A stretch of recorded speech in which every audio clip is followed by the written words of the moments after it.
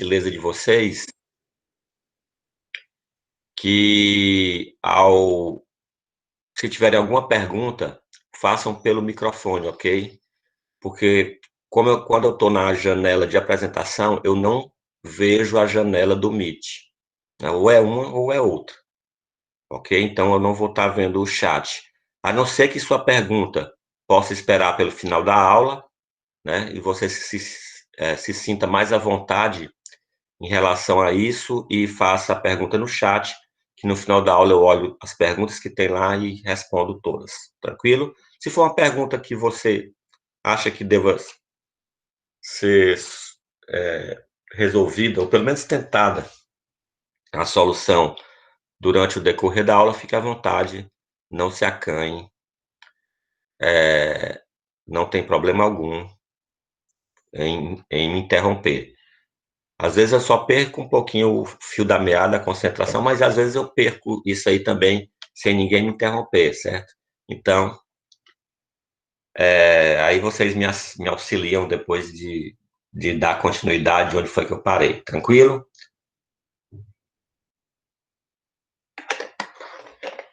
Então, vamos lá.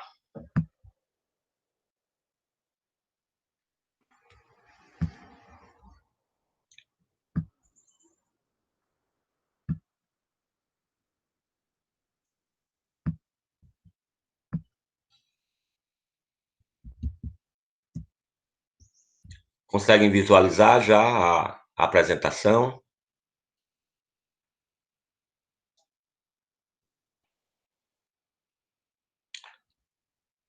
Tomo o silêncio como sim. Então, vamos lá. Só a retrospectiva do que nós conversamos na nossa última aula. A gente iniciou o título 7, título 7º da parte especial do Código Penal, que trata dos crimes contra a família, e já iniciou o primeiro capítulo desse título, que foi os crimes contra o casamento. Então, o que foi que a gente conversou sobre os crimes contra a família? Primeiro que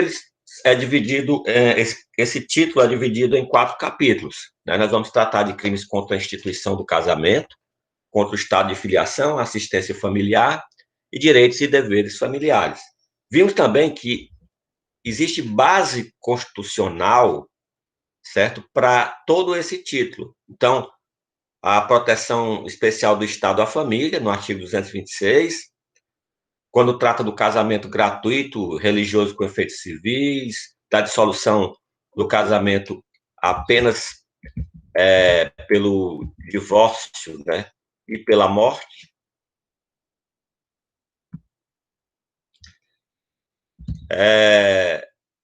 A questão de planejamento familiar, a assistência familiar e os mecanismos para coibir a violência no âmbito das relações domésticas. Então, essa é a ancoragem constitucional desse título. Bem como a gente viu também que o Código Civil, certo, traz questões de ordem pública acerca do casamento. Então, de maneira bem clara, a gente tem o direito penal, certo, como um direito subsidiário, aquele direito que vai socorrer os demais ramos do direito, certo, nas questões que são mais graves. Por exemplo, questões que envolvem impedimentos matrimoniais, né? Então, questões que envolvem quem não pode casar com quem. O direito civil age no sentido de anular o casamento, mas a punição pelo crime, obviamente, quem vai fazer é o direito penal. E não em todos os aspectos de ofensa a essas questões de ordem pública que envolvem as relações familiares, e aqui no capítulo 1, especificamente o casamento, e aqui a gente está falando do casamento monogâmico, aquele de registro civil, certo? Não todas as questões, mas só as questões que são mais graves. E aí a gente adentrou já no primeiro artigo do capítulo 1, que é o crime de bigamia, certo? A gente viu que no crime de bigamia, certo, a gente tem 2 espécies de bigamia. a gente tem a chamada bigamia própria e a chamada bigamia imprópria. A gente viu que o que é chamado de bigamia própria, é o que consta no caput do artigo 235. Contrair alguém sendo casado, novo casamento. E aí a gente viu, quando analisou as elementares do tipo, que o caput do artigo 235, quanto ao sujeito ativo, ele se classifica como crime próprio, pois o 235 caput é a bigamia de quem é casado. Então, essa é a chamada bigamia própria, praticada somente por quem é casado e não dissolve o casamento, certo? E casa novamente, na constância de um casamento anterior. Casou a segunda vez sendo casado, praticou um crime de bigamia. Casou a segunda vez, a terceira vez, outro crime. Então, a poligamia, né, ela é prevista como um concurso material da bigamia. Então, quantas vezes a pessoa casa e sendo casado, é a prática de um novo crime, né, em concurso material, ou seja, uma nova conduta que acarreta um novo crime, que vai ter como consequência o somatório das penas, de acordo com a regra do artigo 69 do Código Penal. A gente viu também que, em relação à bigamia, não há que se fazer distinção se o casamento é heterossexual, né, de pessoas de sexo diferente, ou se o casamento é de uma relação homoafetiva. Então, os cartórios, eles não podem negar o registro de casamento a pessoas de mesmo sexo.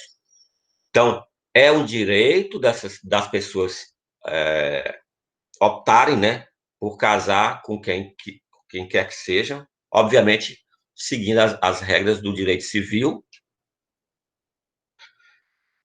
mas isso traz como consequência também a questão de figurarem como sujeito ativo do crime de bigamia. Então, para que tenham, né, ou realizem ou contraiam, né, que é o verbo utilizado pelo 235, que é o verbo contrair, do núcleo do tipo, novo casamento tem que dissolver o casamento anterior. Na sequência, a gente viu, pessoal, que o parágrafo 1º, ele é chamado, né, doutrinariamente como bigamia imprópria. E, legalmente, ele tem a natureza jurídica de privilégio. A bigamia imprópria é a bigamia do solteiro. Então, aquele que é solteiro e casa com alguém sabendo que esse alguém é casado, responde criminalmente também. Só que responde na forma privilegiada do artigo 235, que é o conteúdo do parágrafo 1º. Aquele que, não sendo casado, contrai casamento com pessoa casada, e aí vem a condição, conhecendo essa circunstância, certo? E é um privilégio, porque ele é punido com um limite de penas menor do que a do CAPT. Não só o limite de penas, né, mas também a espécie da pena, né, porque o próprio parágrafo 1º traz reclusão ou detenção. Então, vocês devem estar lembrados, com certeza estão, né, porque todos têm uma ótima memória das aulas de penal 1, quando vocês estudaram no artigo 33, que há uma diferença entre detenção e reclusão na forma de início de cumprimento de pena, né? Então, a reclusão inicia no regime regra geral, né? Iniciaria no regime fechado ou e a detenção no semiaberto. A depender também do quantum da pena, né? Nesse caso do parágrafo 1º, nem a reclusão iniciaria, porque a pena máxima aí é de 3 anos. Então, isso aí é regime aberto, né? Conforme lá os artigos 33, 34, a partir do 32, na verdade. E a gente viu também, pessoal, que existe uma forma, né, da exclusão do crime quando um dos casamentos é anulado, né? Então, se a pessoa é casada 2 vezes e o primeiro ou o segundo casamento é anulado, deixa de existir o crime, certo? Mas observem que tem somente uma situação em que o crime não deixa de existir. É quando o motivo da anulação é a própria bigamia, certo? Então, um dos impedimentos que está no artigo 1521 do Código Civil seria ser casado. Então, quem é casado não pode casar de novo.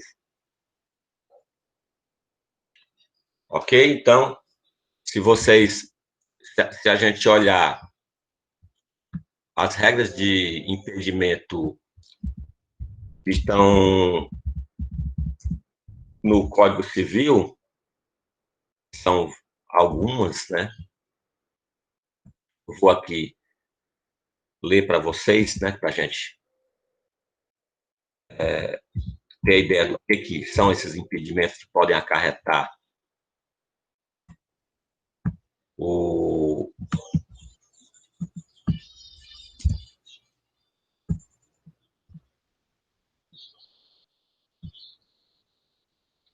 Deixa eu só abrir aqui o Código Civil, só um instante, pessoal. Então, o 1521 diz assim, o capítulo 3 do capítulo 1 da capacidade para o casamento, aí o capítulo 3 traz os impedimentos.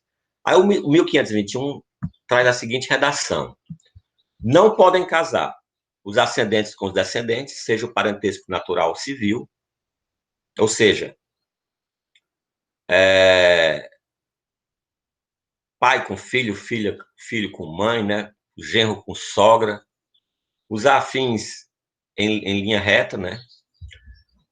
Entra aí os afins, no caso, a questão da sogra entra aqui, né? Adotante com quem foi cônjuge do adotado e o adotado com quem foi do adotante. Então, se você casa com alguém que tem um filho adotado, mesmo que você se separe dessa pessoa, esse filho adotado, há um impedimento de casamento. Os irmãos unilaterais ou bilaterais e demais colaterais até o terceiro grau, inclusive. Então, o terceiro grau aí no sentido de ser tio, né?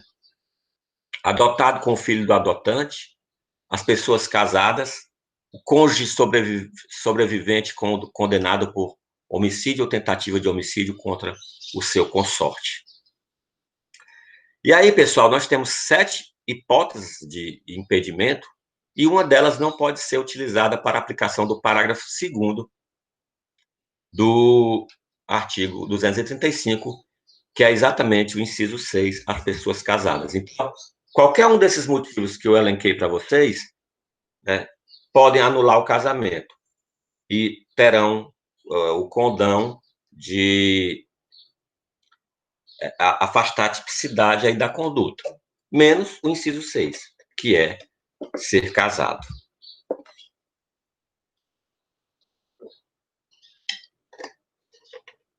E aí a gente passou a ver, pessoal,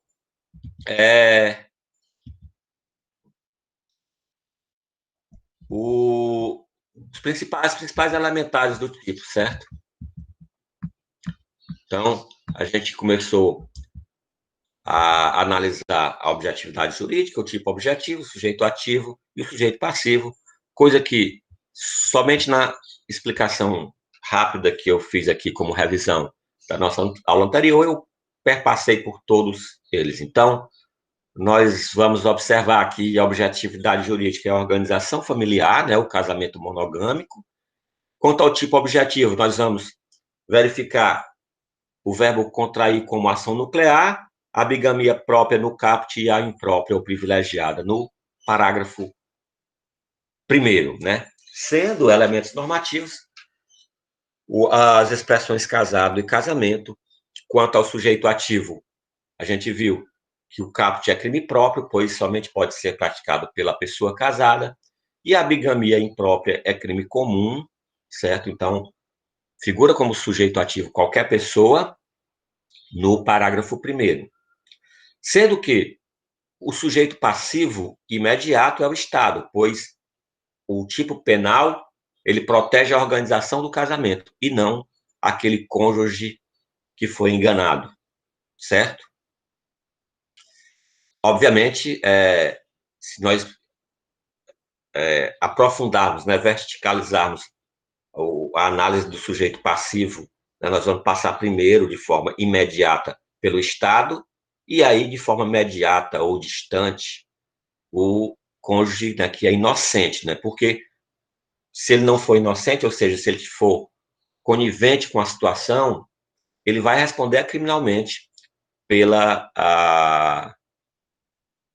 pelo crime na figura do parágrafo 1º. Lembrando que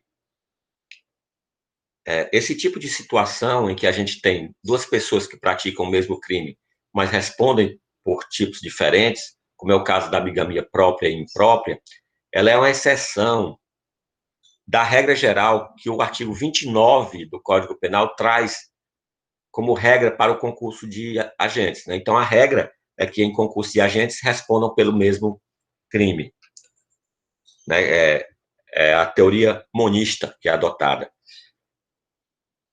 Essa situação é uma exceção pluralística, né? Então, nós temos aí uma exceção para a regra do artigo 29 do Código Penal, pois nós teremos aí a situação do casado praticando o caput e a do solteiro que tem conhecimento da situação praticando a conduta prevista no parágrafo 1º.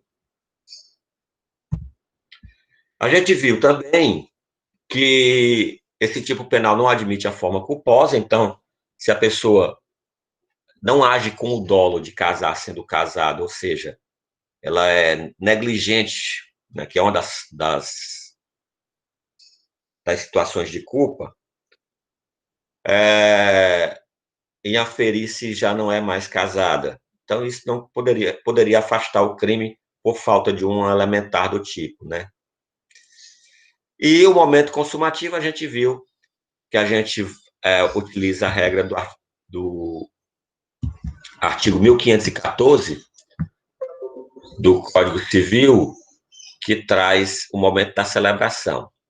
A redação do 1514 do Código Civil, pessoal, é a seguinte: o casamento se realiza no momento em que o homem e a mulher manifestam perante o juiz a sua vontade de estabelecer vínculo conjugal e o juiz os declara casado. Então, é o momento do aceite livre, né?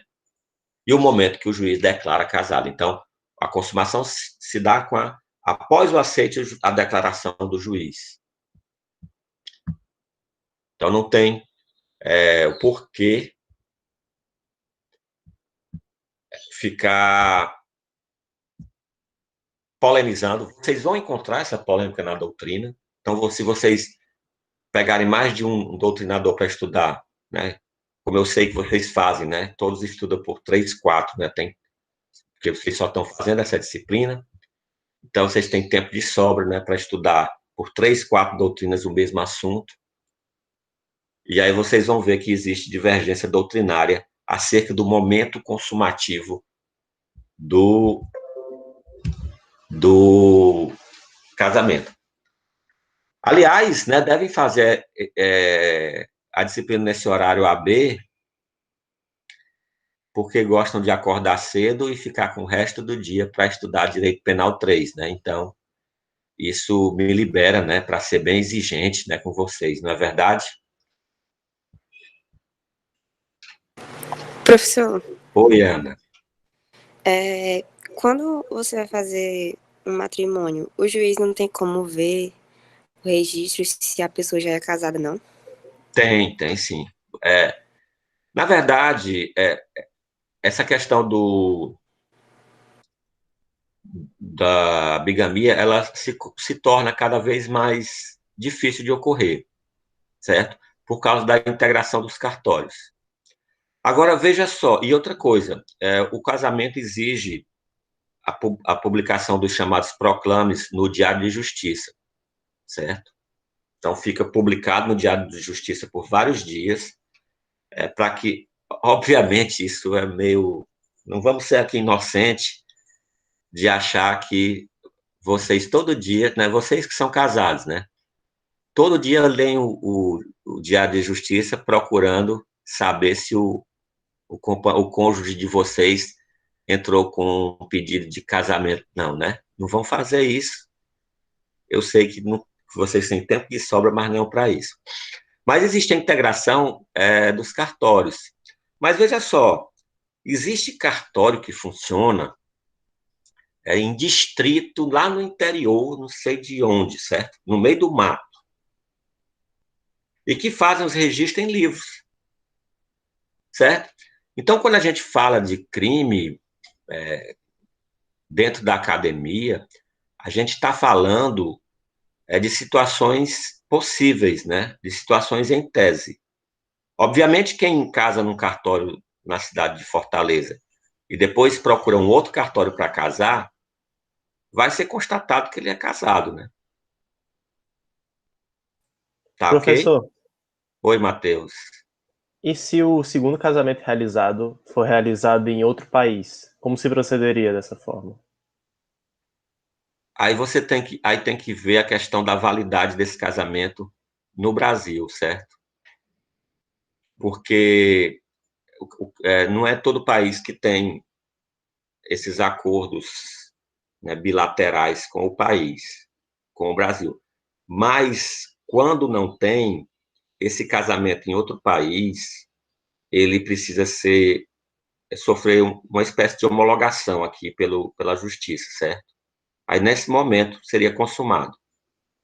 Obviamente, enquanto ele permanece no outro país, ele não é punido, né? Por causa da extraterritorialidade do direito penal, certo? E o maior problema aí, Matheus, é quando a gente tem países que admitem múltiplos casamentos, né? Por exemplo, países que têm o Estado misturado com a religião, como o Islã, né? Que permitem que o homem case com várias mulheres. Então, isso lá não é crime, né? Então, um complicador para essa questão que você está levantando. Agora, mesmo que as pessoas professem uma religião que permita esse tipo de relacionamento, a nossa legislação não permite. Então, essa pessoa poderá casar na sua religião várias vezes, mas não pode ter efeito civil esse casamento, porque senão ele Professor, estará cometendo crime. professor, Oi, Lucas. deixa eu perguntar para o senhor. O juiz de paz, que é aquele que celebra o casamento, ele sempre tem que ser um juiz togado ou não? Não. Como que funciona? Vamos lá. A sua pergunta é bem interessante, porque e até curiosa, certo? A Constituição Federal, certo? Vocês já estudaram direito constitucional e já viram o que é norma contida, limitada, né? A Constituição Federal prevê que o juiz de paz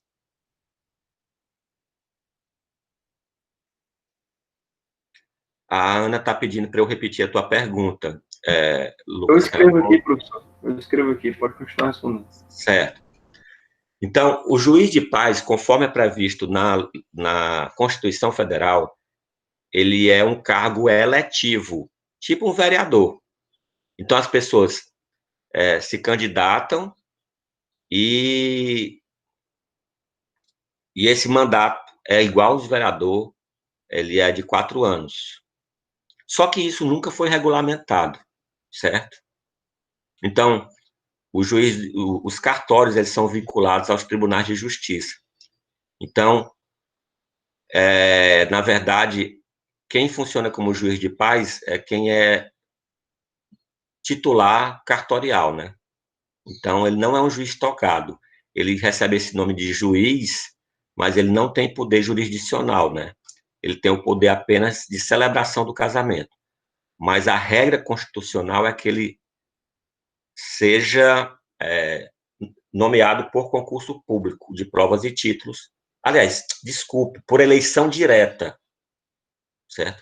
Então, deveria ter uma eleição para juiz de paz a cada 4 anos. Não tem. Então, fica a critério dos tribunais de justiça, certo? Então, é ligado ao Tribunal de Justiça, naquele cartório de registro civil. Ok, Ok? obrigado. Vamos lá, então vamos continuar aqui.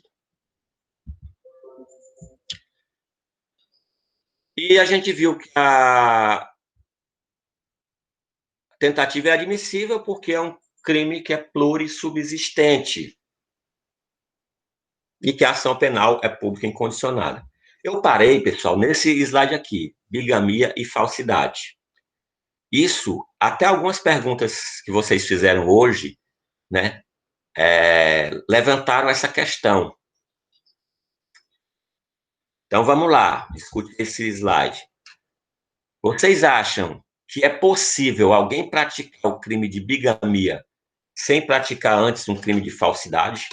O crime de falsidade é aquela pessoa, por exemplo, que se passa por outra, se passa por uma condição de estado civil diferente da que faz com que alguém... exatamente, Ana, pode ser uma falsidade material ou falsidade ideológica. No caso de falsidade ideológica, é matéria dessa disciplina, mas na frente nós vamos ver nos crimes contra a fé pública, é aquele que insere ou faz inserir em documento público ou particular informação diversa da verdade, né, que é o artigo 299, exatamente.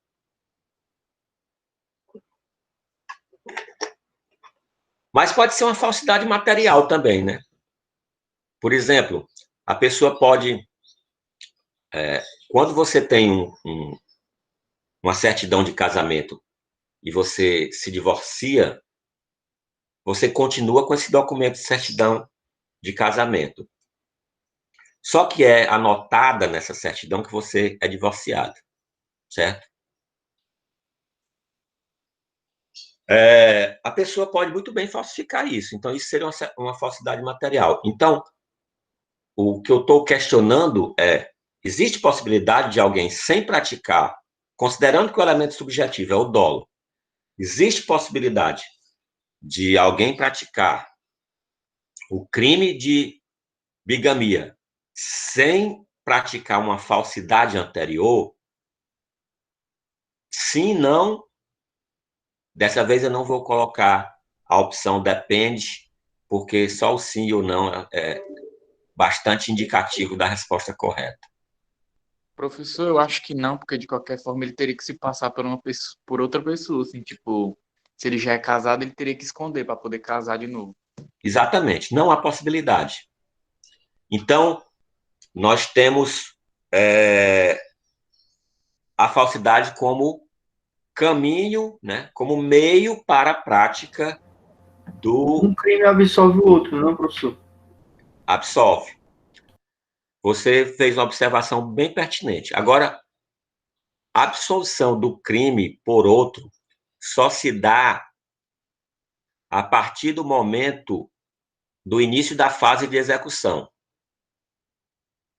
Ok? Então, se a pessoa está em atos preparatórios para a prática da bigamia, a gente sabe que, regra geral, o direito não pune ato preparatório. Mas o ato preparatório para a bigamia, ele já é a consumação de um crime anterior, que é o quê? O de falsidade. Então, se ele o agente, ele é descoberto na sua conduta antes de dar início à execução da bigamia, ele vai responder pela falsidade. Agora, se ele inicia a execução da bigamia, certo?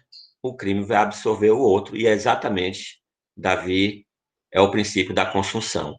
Então, há realmente um concurso aparente de normas entre bigamia e falsidade, há a possibilidade da punição de falsidade até momento anterior à execução da bigamia, e a partir do momento da execução da bigamia, a falsidade será absolvida.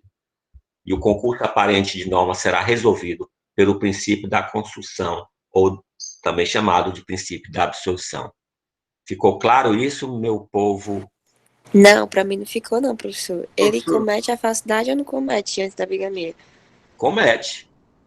Comete antes da bigamia. Deixa eu só responder a Ana, Lucas, aí a gente conversa. Certo, Ana? Vamos lá. Eu tenho uma linha do tempo, certo? Uhum. Eu tenho uma linha do tempo.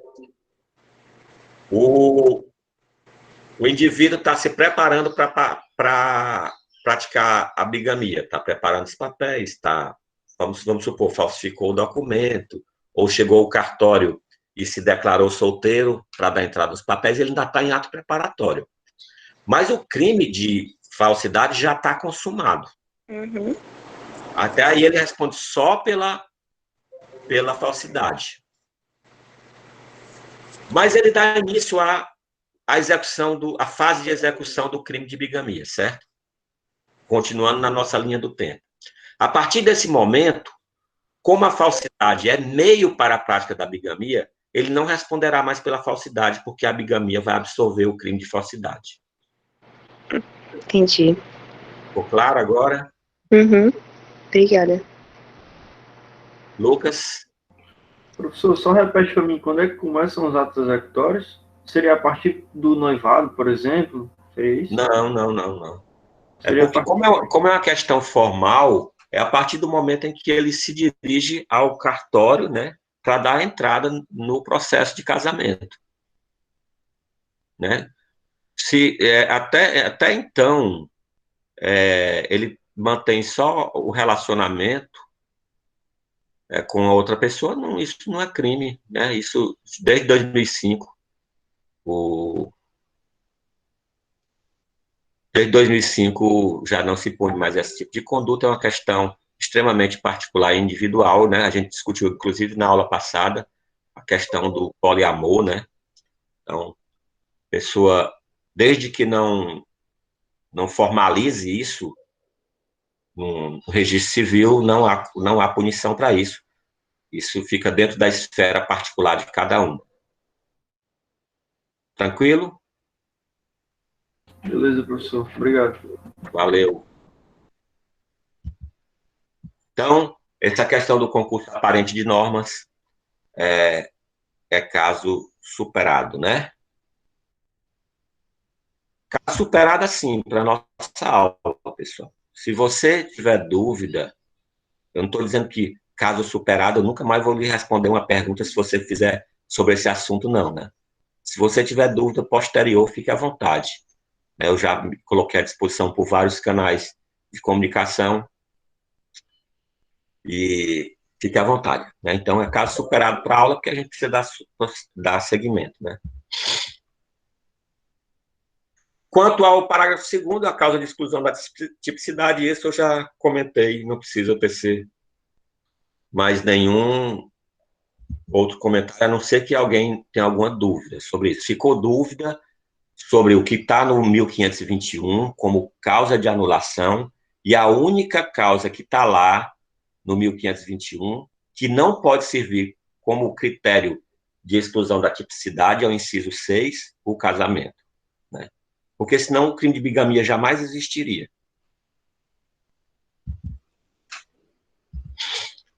Pessoal, aí a gente chega no 236, né, que tem já uma dúvida, né, desde o começo da aula, sobre a diferença do 236 e 237, que a gente vai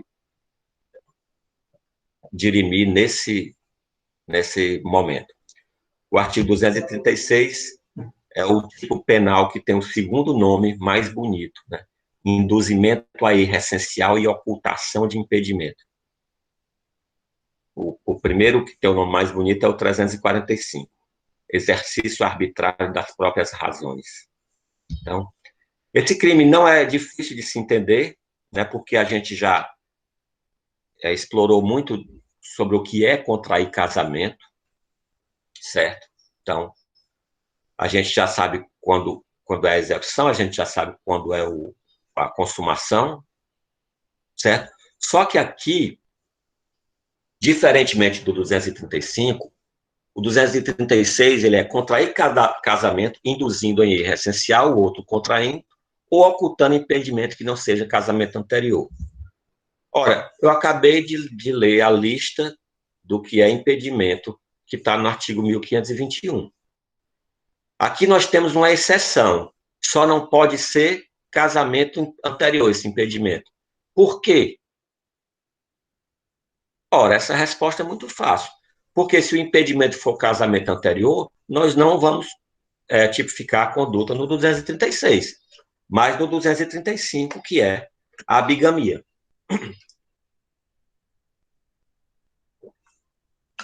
Observem aqui, pessoal, que a conduta do agente que pratica o artigo 236, ela é uma conduta fraudulenta. Então, necessariamente, em relação a erro essencial, há o induzimento a erro. O que é induzir a erro? Induzir a erro é fazer com que a pessoa tenha a percepção da realidade diversa do que a realidade, na verdade, é. Certo? Então, a pessoa induz o outro a erro, ou seja, faz com que ele perceba a realidade de forma diversa em relação a erro essencial. E o que é erro essencial? Erro essencial é o que está no artigo 1557 do Código Civil. Então, considera-se erro essencial sobre a pessoa do outro cônjuge. 1. O que diz respeito à sua identidade, sua honra e boa fama, sendo esse erro tal que o seu conhecimento ulterior torne insuportável a vida em comum ao cônjuge enganado. Certo? Então, é uma situação em que o outro faz com que o cônjuge seja enganado em relação à sua vida anterior. Desde que o conhecimento posterior ao casamento torne insuportável a vida do casal. Então, isso é um erro essencial. O outro erro essencial seria a ignorância de crime anterior ao casamento, que, por sua natureza, torne insuportável a vida conjugal. Então, vamos supor que duas pessoas casam e uma descobre que o seu cônjuge foi quem matou seus pais. Ora, se a natureza desse crime torna insuportável a vida conjugal, isso é também um erro essencial sobre a pessoa do outro cônjuge. E 3, a ignorância anterior ao casamento, de defeito físico irremediável que não caracteriza deficiência ou moléstia grave e transmissível, por contágio ou por herança, capaz de pôr em risco a saúde do outro cônjuge ou de sua descendência. Aqui, pessoal, exclui-se a questão de deficiência física, obviamente, certo? Aqui é mais voltado para a questão da saúde do cônjuge ou de sua descendência. Então, vamos supor que a pessoa tem uma doença genética em que vai acarretar uma doença gravíssima e que isso não é suportado pelo cônjuge que é enganado. E isso é um erro essencial também. Ou que comprometa a sua descendência, né? A pessoa sonha em ser pai, em ser mãe, e aí descobre que o seu cônjuge não pode lhe proporcionar esse sonho e que isso torne insuportável a vida em comum. Então, isso é que é o erro essencial. Tem que ser induzido, ou seja, colocado em erro. Obviamente, se a pessoa expõe o problema antes do casamento, essa pessoa não terá motivo, não estará cometendo crime e nem será motivo, por exemplo, para anulação desse casamento. E a segunda hipótese é o ocultamento, né? É ocultar o impedimento. Impedimento é aqueles que eu já li do casamento anterior. aliás, do 1521, dos quais tem o casamento anterior, mas não pode ser o casamento anterior, porque o impedimento, casar com quem é impedido por casamento anterior é bigamia. Então vamos supor que alguém saiba, né, vamos supor, João sabe que Maria é sua irmã unilateral, né, fruto de um relacionamento do seu pai, né, que o pai é em comum entre eles. E ele sabe disso, e esconde de Maria, porque ama Maria e quer casar com ela. E eles casam. Então, aí há uma ocultação do impedimento.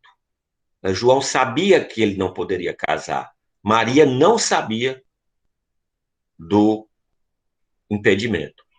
E foi escondido, ocultado dela. Então, para que haja 236, obrigatoriamente, o cônjuge tem que ser enganado ou dele tem que ser escondido as situações de erro essencial, no caso de induzir a erro, e de impedimento, no caso de ocultação. Tranquilo? Dúvidas? Beleza. Tá todo mundo sabendo de tudo. Professor, só para repetir, a Oi, questão da Gabriel. ocultação de impedimento, a gente acha no 521, do Código Civil, que o senhor estava comentando? Os Tá. impedimentos estão no 1521 do Código Civil. Tá certo. Os E erros o essenciais no 1557 do Código Civil 57, também. né? Obrigado. Uma pergunta, pessoal. Quando a norma penal ela é complementada por outra norma, como é que se chama isso? Norma penal em branco. Exatamente, Cássio. Essa norma penal em branco, ela é homogênea ou heterogênea? Eu acho que é heterogênea, não? Que está em outro código. Você ia até bem, mas ela é homogênea. Deixa eu dizer o que é homogênea e heterogênea. Uma norma penal em branco homogênea é aquela que complementa o código, a norma penal, e ela tem o mesmo nível hierárquico, certo? O Código Civil é lei ordinária, o Código Penal é lei ordinária, apesar de receber o nome de decreto, mas quando ele foi recepcionado pela Constituição, ele foi recepcionado como lei ordinária. Então, como ela tem o mesmo nível hierárquico, ela é homogênea. Se tiver nível hierárquico diferente, ela é heterogênea. Vou dar um exemplo. O tráfico ilícito de drogas, né? Ou tráfico de drogas ilícitas. O que é droga ilícita, pessoal, não está em lei. Está numa portaria do Ministério da Saúde. Então, uma lei ordinária e uma portaria, eles são normas de hierarquia diferente. Então, nesse caso, o artigo 33 da Lei 11.343, que é o tráfico de drogas, ele é uma norma penal em branco heterogênea, porque o complemento dele vem de uma norma inferior. Tranquilo? Beleza, né? Esse é só matéria de direito penal 1, mas eu gosto muito de ficar instigando vocês a lembrarem, né, desses assuntos, porque vão estar sempre presentes. Então, tanto o artigo 235 quanto o 236, eles são normas penais em branco, homogênea. Atenção, pessoal, botem 3 asteriscos do lado do parágrafo único.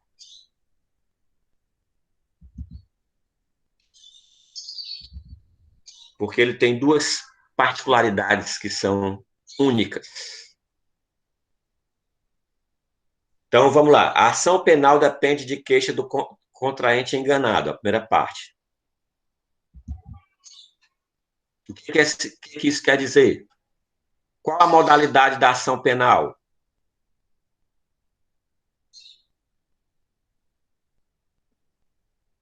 Condicionada. Privada, né? Privada, não é condicionada, não. Ela não é condicionada à representação, não. Ah, não, ela é só penal privada, tá certo. Se depende de queixa, ela é privada.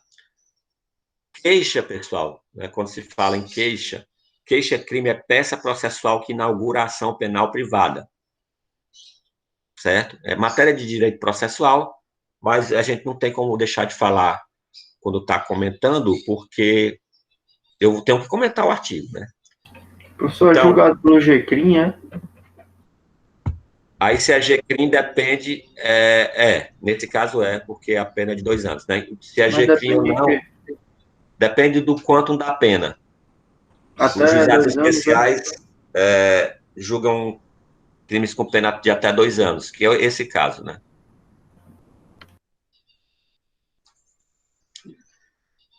Vamos lá, então, ela é de ação privada, porque depende de queixa. De queixa de quem?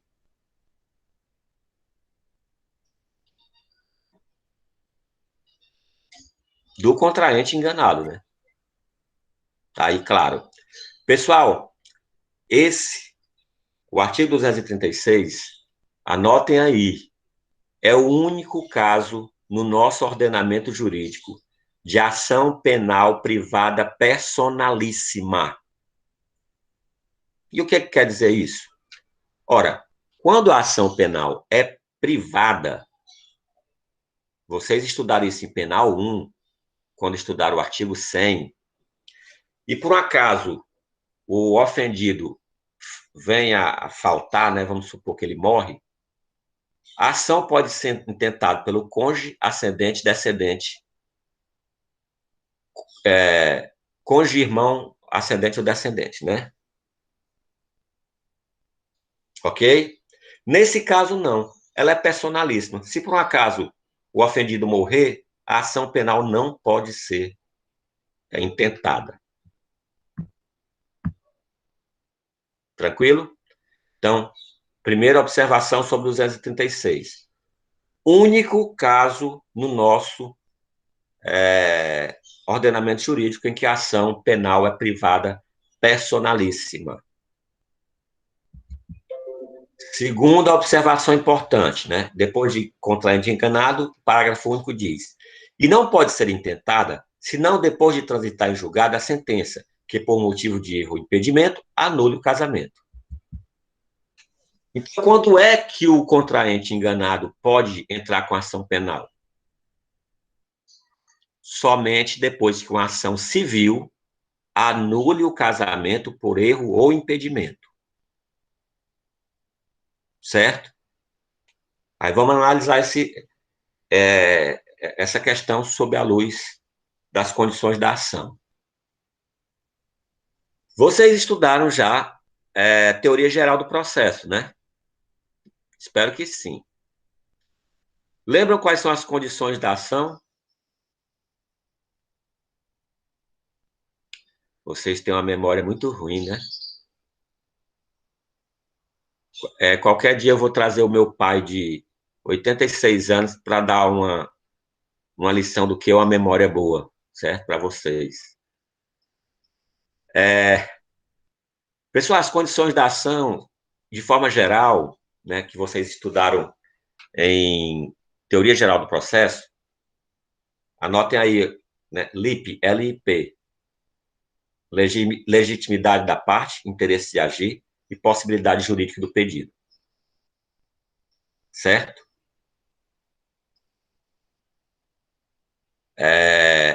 Acontece, né, que para o processo penal a gente tem outras condições da ação. A gente tem condições da ação que são genéricas. Por exemplo, além da legitimidade de agir, do interesse da legitimidade, do interesse de agir, da possibilidade jurídica do pedido, qual é a condição necessária para se entrar com a ação penal pública condicionada à representação?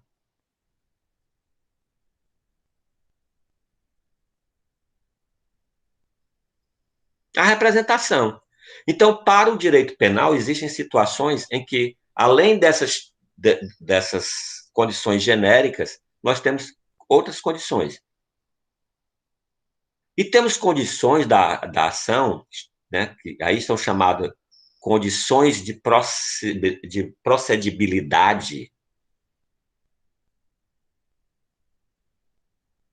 certo? Que são especiais. Qual é a condição de procedibilidade especial do artigo 286? Então, o cônjuge enganado, só ele pode intentar a ação. E é exigido uma condição específica de procedibilidade, que é o trânsito em julgado da sentença que, por motivo ou erro ou impedimento, anule o casamento. Então, o que é específico para o 236? Primeiro, ação privada, personalíssima. Segundo, que o momento de intentar a ação é após o trânsito em julgado da ação civil que anular o casamento por erro ou impedimento. Certo? Então, isso tem a ver com a ação penal intimamente.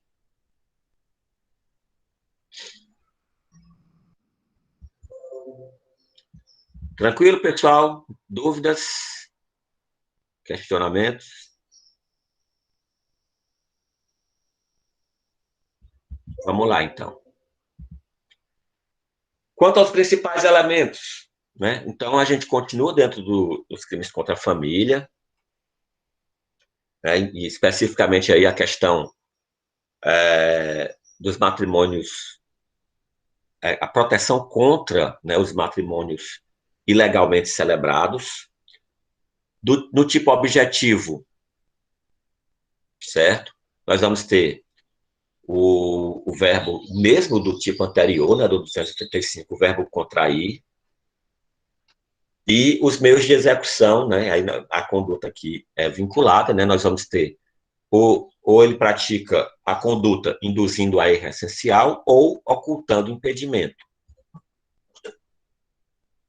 E a gente viu que a norma penal em branco, complementada pelos artigos 1557 do Código Civil, no que diz respeito ao erro essencial, e ao artigo 1521, também do Código Civil, no que diz respeito aos impedimentos matrimoniais.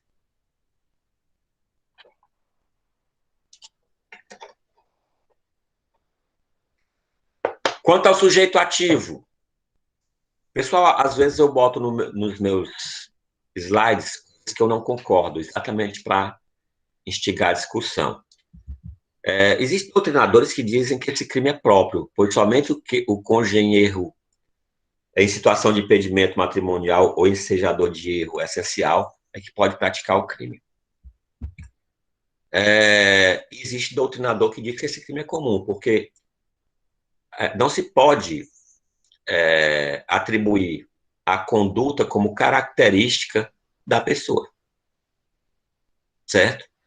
E eu concordo com isso. Eu acho que esse crime é comum, porque a pessoa, ele está induzindo a erro ou está em situação de impedimento, certo?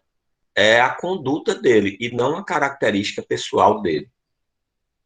Mas a depender das doutrinas que vocês consultem,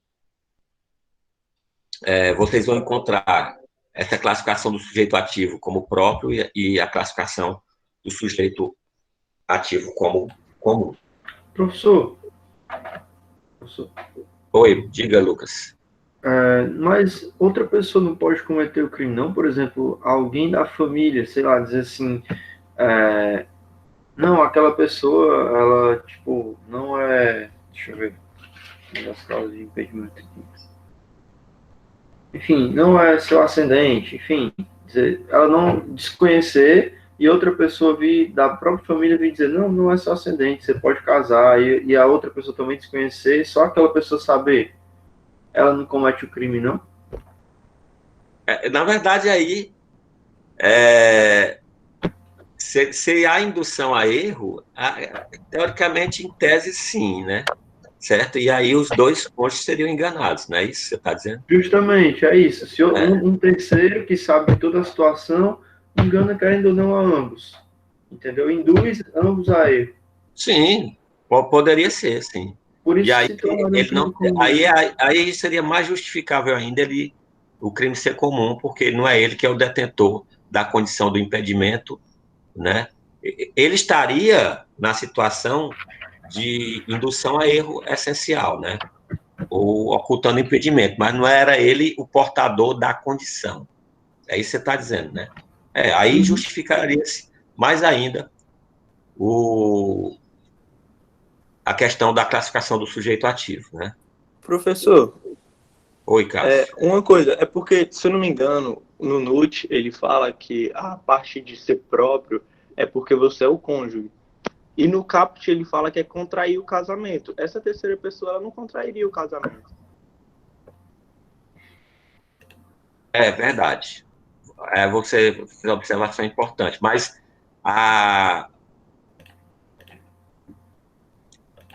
existe uma situação, deixa eu só pegar aqui o Código Penal.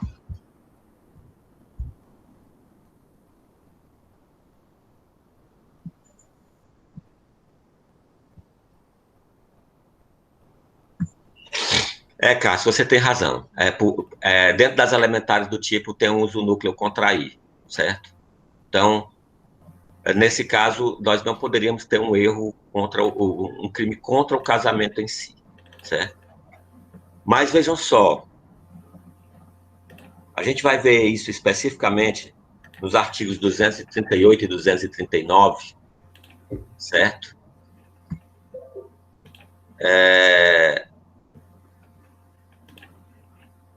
Que a depender da conduta desse terceiro, ele pode estar incorrendo em outros erros, certo? A depender da intenção dele. Vamos supor que essa pessoa, de alguma forma, ela tente auferir algum benefício com relação a esse engano. Aí nós temos um elemento a mais aí, que é o elemento fraude com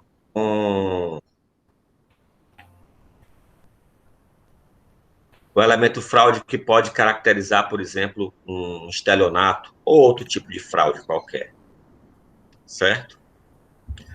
Então, quanto ao verbo 236 especificamente, Lucas e Cássio, o terceiro pessoa não poderia ser sujeito ativo. Realmente, o Cássio está certo, porque o verbo é contrair, certo? Seria até possível ele figurar o terceiro, certo? Mas na condição de partícipe. Se por um acaso ele auxiliasse, né, o convencimento daquele que vai contrair o casamento, certo? Desse o auxílio moral, nesse caso, ou ocultando o impedimento. Aí uma terceira pessoa que não seria o contraente do casamento poderia responder pelo crime, mas na qualidade de... Aí vem um detalhe, pessoal. Para aqueles que acham que o crime é comum, você pode até caracterizar coautoria, certo? Mas para aqueles que acham que o crime é próprio, essa conduta do terceiro, ela seria associada somente à participação. Então, você optar por classificar o sujeito ativo como próprio ou comum, vai ter como reflexo também a caracterização do concurso de agentes, certo? Então, o Lucas Viana já botou aí que o Damásio considera que é crime comum, né? Uhum. Certo? Então, nesse Professor, caso, só um minuto. Nesse caso, uma terceira pessoa poderia ser até coautor. Mas outro doutrinador que considere que é crime próprio, a terceira pessoa poderia ser, no máximo, partícipe. Sim, Cássio. professor, mas se a pessoa vai contrair o casamento, ela não precisa necessariamente ser o cônjuge da outra pessoa e por isso faria um crime próprio? Não, mas ele ainda não é cônjuge. A questão levantada é se essa pessoa que induz a erro essencial ou oculta o impedimento, se essa situação de estar em erro essencial ou ocultar impedimento é uma característica da pessoa ou é uma conduta da pessoa. Porque se você considerar que é uma característica da pessoa, o crime seria próprio. Eu não considero, eu considero que é a conduta. Então, qualquer pessoa pode praticar o crime. Certo? Ele não é casado.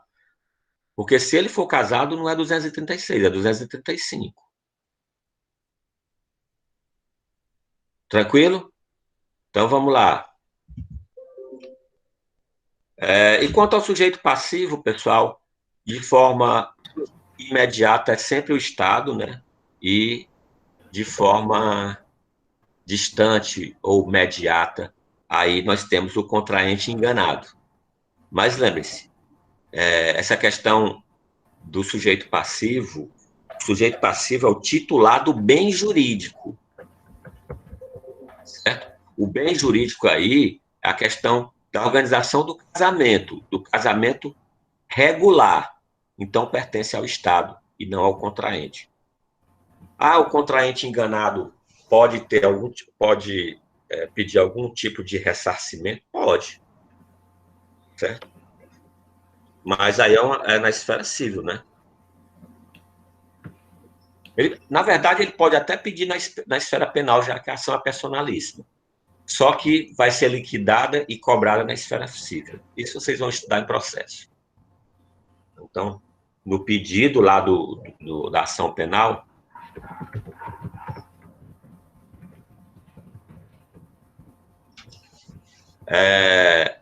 pode haver esse pedido de ressarcimento, ok? Também só pode ser praticado com o dolo e a consumação mesmo do anterior, 1514. Certo? Pessoal, e quanto à tentativa,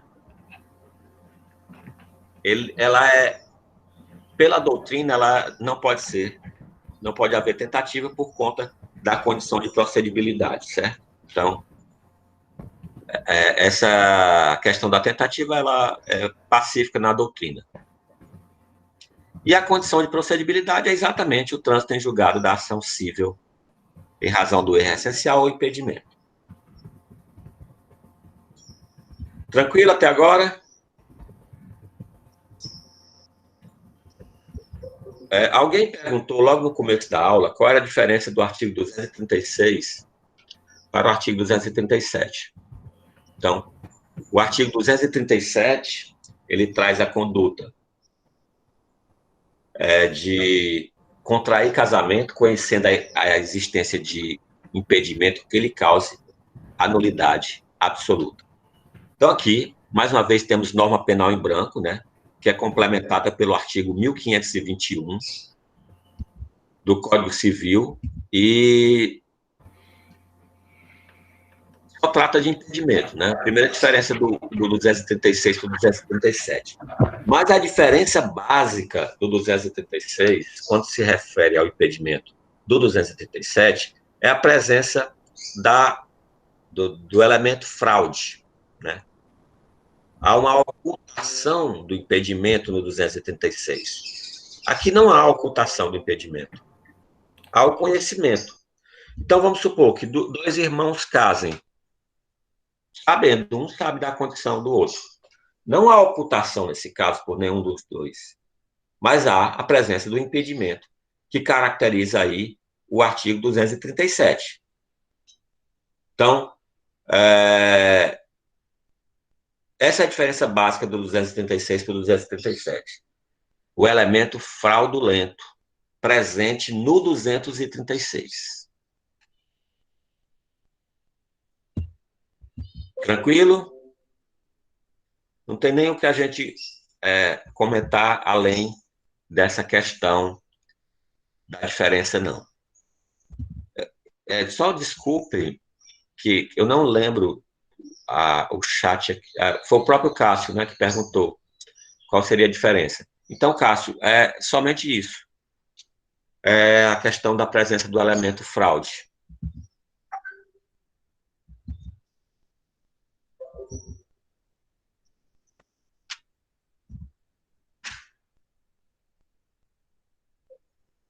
Isso já tratamos, né?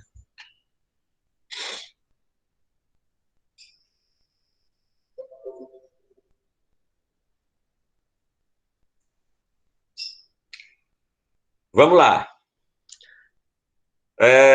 Dando continuidade, a gente tem a questão da simulação de autoridade para a celebração de casamento.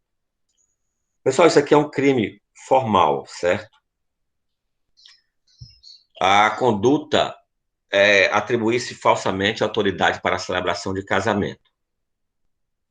Detenção de 1 a 3 anos. Observação importante. Crime expressamente subsidiário. Isso você vê aí no preceito secundário, né? Logo depois da pena tem. Se o fato não constituir crime mais grave.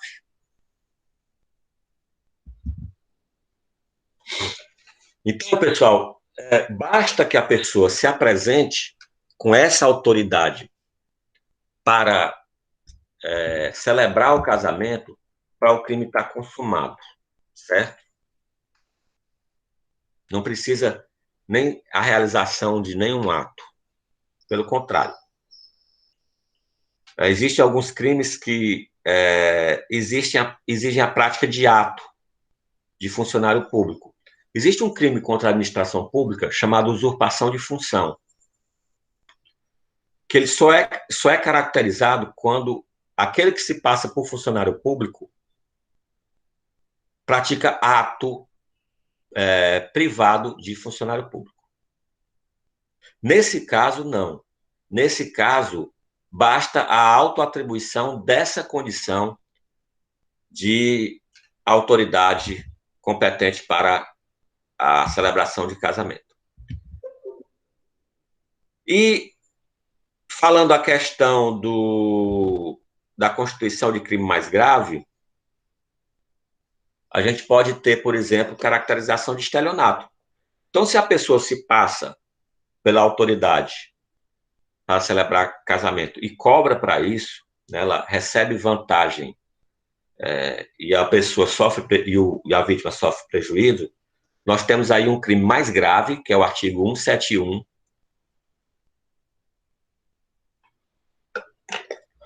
e nós não aplicaríamos a regra do 238, né, porque o legislador determina que esse crime só possa ser utilizado quando não houver elementos para a caracterização de um crime mais grave. Então, é simples, não tem nem o que discutir em relação a isso muito, não, a não ser que vocês tenham alguma dúvida. Professor, Oi. qual é a diferença mesmo de usurpação de função e de simulação de autoridade em relação ao direito administrativo? Não entendi bem. O momento consumativo da usurpação de função é o momento em que há a prática de um ato privado de funcionário público. Exige a prática de ato. No 238 não há exigência de nenhuma prática de ato. Basta que ele se apresente como autoridade. Certo? Então, usurpação de função, momento consumativo, a prática de um ato. E ele tem que ser agente público, né? Não. A usurpação de função é um crime praticado pela administração pública por particular. Ah, entendi. Então, se o particular se passa por funcionário público e pratica um ato de funcionário público. Aqui na simulação de autoridade, ele simplesmente se passa por uma autoridade, e essa autoridade é específica, é a autoridade para a celebração do casamento. Entendi, obrigado. Carlos, se os cônjuges souberem da falsidade da autoridade, certo? Aí não seria a simulação da autoridade, seria o 239 em tese, simulação de casamento, certo? Que seria o próximo artigo. Aqui não. Aqui é o caso da pessoa que simula a autoridade. Simular a cerimônia seria a simulação do próprio casamento.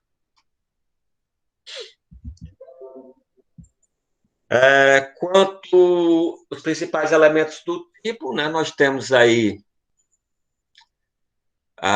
continuamos dentro dos crimes contra a família, né, especificamente em relação a essa função pública de celebrar o casamento, né, que a gente já viu, a condição do juiz de paz.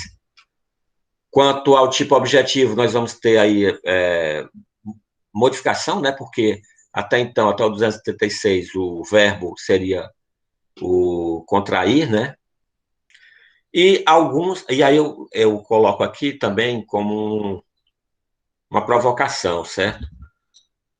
Essa questão de considerar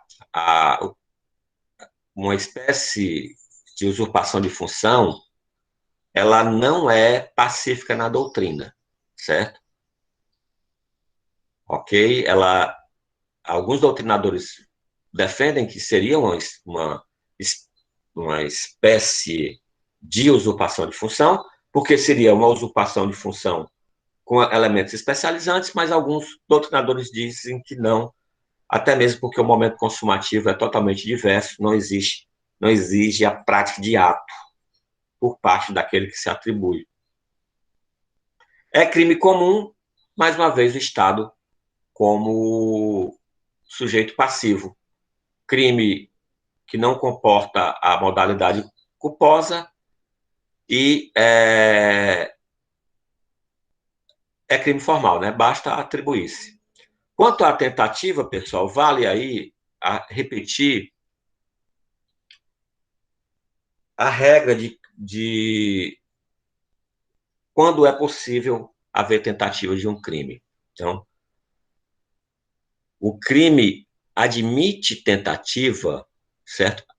A depender da conduta da sua prática, certo? Então, nós temos a classificação de crimes plurissubsistentes e unissubsistentes. Então, quando o crime é unissubsistente, ou seja, a conduta não pode ser fragmentada em sua fase de execução, a tentativa não é possível. Então, se eu me apresento como autoridade, né, de forma oral, essa conduta é unissubsistente, não cabe tentativa. Agora eu posso me apresentar de outras formas, né? Posso fazer um cartão, um folheto, né, um escrito, certo? Que essa conduta é plurissubsistente, ou seja, pode sofrer interrupção em sua fase de execução. Aí, nesse caso, nessa modalidade, é admitida a tentativa. Então, a tentativa é admissível, mas em certas a depender de como é praticado o crime, não.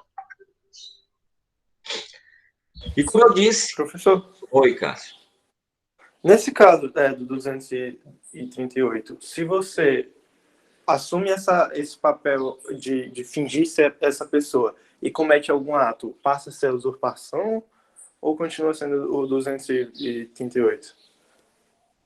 Não, se ele pratica, se o ato é a celebração da cerimônia, está dentro ainda, e seria mera consumação do 238, é o que se chama de pós-facto impunível, certo? Seria mero exaurimento, desculpe. Não se puniria. E ação pública incondicionada. Dentro dos crimes contra o casamento, pessoal, só vai ter um crime que a ação pública não é incondicionada, que seria o 236, que ela é privada e ainda é personalíssima. E, por fim, dos crimes contra o casamento, a gente tem a simulação de casamento. Seria simular casamento mediante engano de outra pessoa. Também crime expressamente subsidiário, né? Só vai ser punido se não for constituído o crime mais grave. Então, obviamente, o dolo aqui tem que ser o dolo de enganar as pessoas no que se refere ao casamento. Então, o ânimos é de praticar realmente a simulação do casamento, enganando outras pessoas. Essa pessoa enganada, pessoal, não necessariamente é o próprio cônjuge, certo? Ela pode ser os dois cônjuges enganando uma terceira pessoa, ou terceiras, né? Mas vejam, tem que ter o dolo, não há forma culposa. Então, se duas pessoas fazem uma brincadeira, né, de uma festa, simulando que estão casando, para enganar os amigos, por exemplo, né, não haveria esse crime, né? Porque não há o dolo aí presente para a prática, no sentido de enganar. E se essas pessoas enganam querendo fraudar outras pessoas, como o crime é expressamente subsidiário, nós não tipificaríamos a conduta no 238, certo? Por exemplo, alguém promete, né, a duas pessoas que após o seu casamento lhe dará de presente um imóvel, né, ou presentão, né? Aí essas pessoas simulam o casamento para enganar esse que prometeu, apenas para conseguir esse proveito. Nesse caso, pessoal, nós teríamos caracterizado aí o crime de estelionato, claramente, né? Então, seria colocar a pessoa em erro com a finalidade de obter vantagem indevida em prejuízo do outro. Então, como esse casamento, essa conduta é mais grave do que a própria simulação, então nós não aplicaríamos a regra do 239, e sim a regra do 171, que é o estelionato. Esses dois últimos crimes, dos crimes contra o casamento aqui, pessoal, eles são duas grandes, digamos assim, né, duas grandes bobagens, né, porque, obviamente, a possibilidade da ocorrência dessa situação é mínima, né? Primeiro que ninguém sai por aí dizendo que é autoridade para simular casamento. Quando as pessoas vão casar, elas se dirigem até o local correto, né? Então, é pouco provável que isso aconteça. E depois essa questão da simulação do casamento também. Vamos lá para os principais elementos, né? Então, continuamos os crimes contra a família, né? A questão do direito do cônjuge, e como eu disse, pode até ser que os enganados sejam terceiros, e aí os dois cônjuges estão envolvidos na conduta. É expressamente subsidiário, é crime de forma livre, sendo crime comum em relação ao sujeito ativo, e continua o Estado sendo o sujeito passivo. Como eu falei, só existe a forma dolosa, né, e essa finalidade de enganar alguém funciona como um especial fim de agir, né, uma finalidade específica, né, um elemento subjetivo específico. E esse alguém não é só, né, um dos nubentes, pode ser terceira pessoa. E a consumação se dá com a conclusão da cerimônia fraudulenta, né? Lembrando, né, pessoal, que o que determina o momento consumativo de um casamento, a gente está indo buscar lá no artigo 1514 do Código Civil. Tranquilo, meu povo? Pessoal, digitem aí do lado, no chat, a matrícula de vocês. Assim que vocês terminarem, eu desligo a gravação e a gente pode conversar aí mais 10 minutos sobre o que vocês quiserem.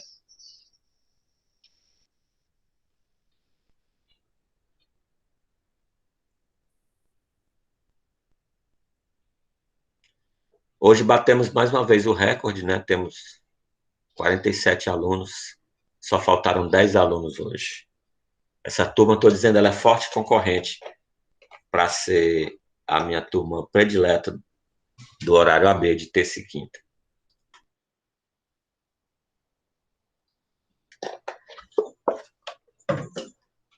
Beleza, pessoal? Nesse momento eu estou interrompendo a gravação.